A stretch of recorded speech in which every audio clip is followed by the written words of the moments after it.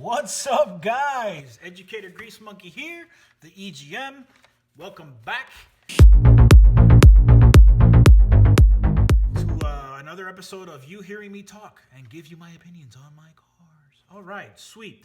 Today we're talking about the Chevrolet Suburban. I don't know if you've heard, but the Chevrolet Suburban is the first inanimate object to get its own Hollywood star. I didn't even know that was a thing to do where, an object could get a star. Next thing you know it, a fly swatter will have its own Hollywood star because it's been in hundreds of thousands of movies throughout the years. So, I wonder how much GM paid to get that star, right? It makes you wonder.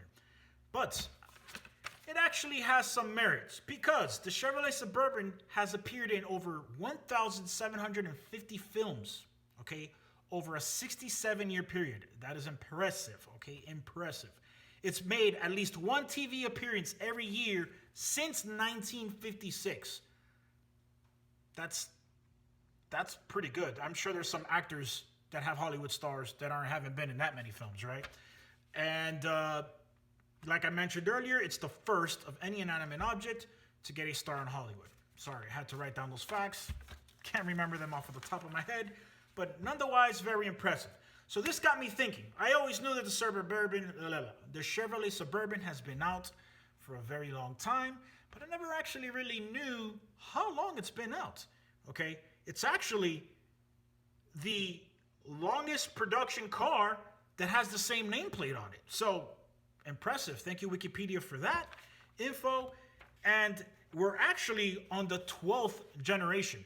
If you would have asked me off of the top of my head, I probably would have told you that the first generation of Suburbans would be what they actually consider the fourth, which was the 1955 through 1959 models, which is a pretty nice model. It's got that nice hump hood on it. I'll put a picture up. And it kind of has like that Bel Air flair to it, you know what I'm saying? And I really like cars from that era and up. I'm not really a fan of the pre-50s, cars. Most people love them. A lot of people do. They have the really round bodies. They're just not my forte. I wouldn't go out of my way for one. And I feel the same way about the Suburban.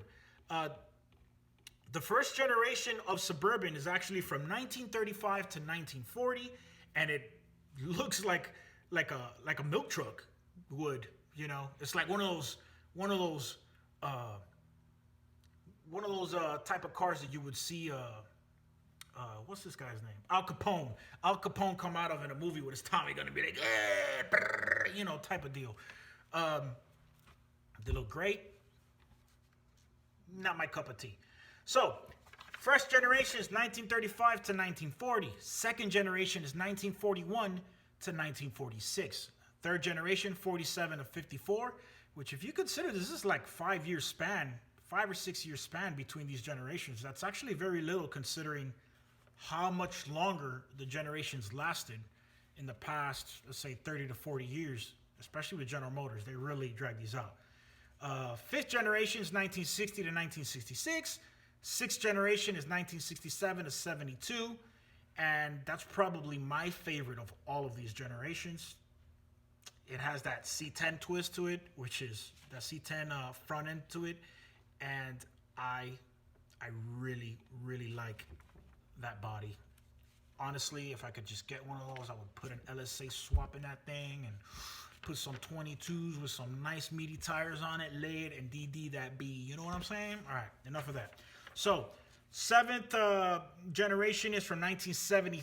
Check this out, 1973 to 1991. That's almost 20 years. That's 18 years in production, that one generation. Okay? Then they went a little bit shorter with the 8th generation from 92 to 91. And then, of course, the 9th generation was 2000 2006, which is the nice bubble bodies. 10th generation is 07 to 14. 11th generation is 2015 to present. This made me think about it, and I decided to look this up because it just feels like a marketing stunt. It really does.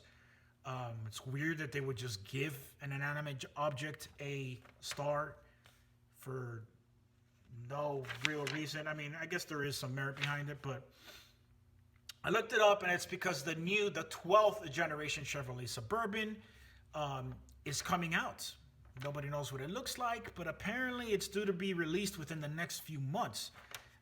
Nobody really knows what it's going to look like, but if it's anything in like the history of GM has been, it's probably going to be based off of the chassis that the new Silverado is on, because that's just the way they've done it.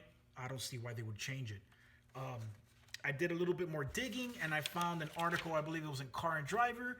They were saying that some of the things that they expect to find in this thing is, where did I put that? Oh, there it is. They're expecting independent rear suspension, which I think would be pretty sweet because they've had a solid rear differentials on those things for a really long time. It's going to be off the T1 platform, and they're talking about they might have it might be either an option or standard issued equipment, which will be the GM Super Cruise, which is pretty much their autonomous driving tech.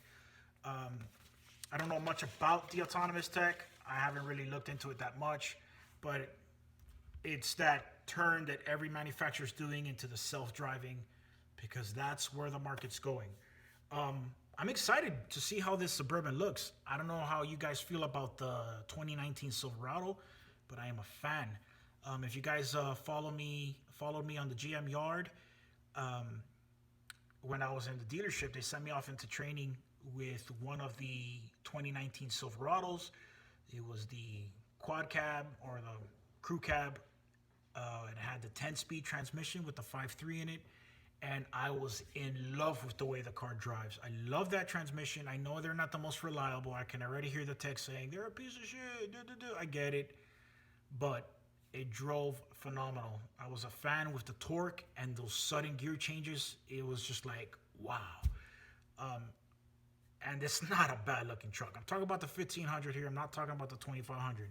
Not a fan of how the way the 2500 Silverado looks, but I digress. Whatever, we'll let it be. We'll move on. Tesla Cybertruck is uglier, so we'll go with that. But I'm excited for the new 2020 Suburban. I'm sure the Tahoe will be in there. GMC Yukon and Yukon XL will all follow under there. Maybe even a new Escalade.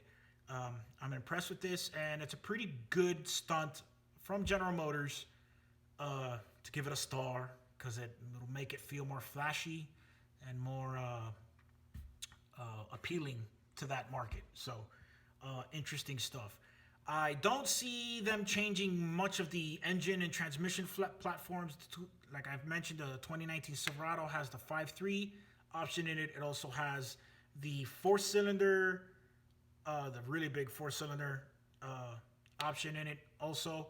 I don't know that they'll put that into a Suburban or a Tahoe, but who knows? I guess we'll find out. They'll definitely have a 5.3 version. I wouldn't doubt that they put a 6.2 liter version in there also, which would be really nice. And I'm sure they're going to keep the 10-speed transmissions in there. We'll see. We'll see what they come up with, and I'm super excited. I'm sure styling will be really nice. I really enjoyed the 11th generation.